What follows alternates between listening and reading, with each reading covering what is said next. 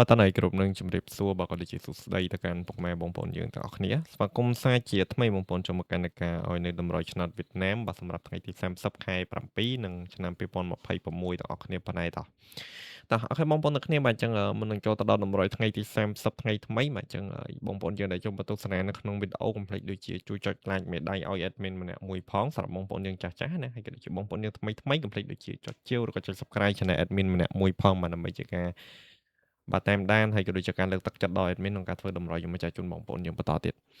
អូខេបងប្អូនទាំងគ្នាបាទអញ្ចឹងយើងអត់មានអីធ្វើបំណិតតម្រុយថ្ងៃចាស់ទេសារតែលេខយើងចូលគុណបានតែមួយគ្រាប់ទេអ្នកគ្នានឹងឲ្យចូលពេលយប់ណា admin ឲ្យដូចជា81ហ្នឹងហើយវាចូលគុណ18វិញហើយ admin ឲ្យ8គុណមក81ស្ដាយមែនទេអ្នកគ្នាអូខេបងប្អូនទាំងគ្នាបាទអញ្ចឹងយើងចូលទៅយកជាមួយនឹងតម្រុយលេងថ្ងៃទី30មុនម៉ោងទៅនឹងហើយមុននឹងចូលទៅដល់តម្រុយថ្ងៃទី30 admin សូមបញ្ជាក់មួយសម្រាប់តម្រុយយើងលេងតែ2ពេលទេនឹងហើយយើងលេងតែម៉ោង4ហើយនឹងម៉ោង6:30នាទីទេអ្នកគ្នាហើយសម្រាប់បងប្អូនយើងដែលត្រូវការម៉ោងផ្សេងគឺអត់មានទេអ្នកគ្នាហ្នឹងហើយ admin មានតែ2ពេលហ្នឹងទេអូខេបងប្អូនទាំងគ្នាបាទសម្រាប់អុកខ្ទង់ថ្ងៃនេះអ្នកគ្នាបាទ admin មានខ្ទង់30មកគ្រាប់បាទហើយមកគ្រាប់ទៀត admin មានខ្ទង់50អ្នកគ្នាហ្នឹងហើយតោះ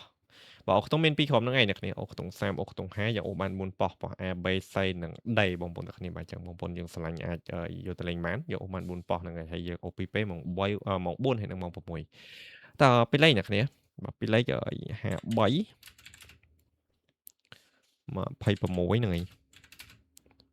65បាទមកគ្រាប់ចុងក្រោយ32បងប្អូនទាំងគ្នាតោះ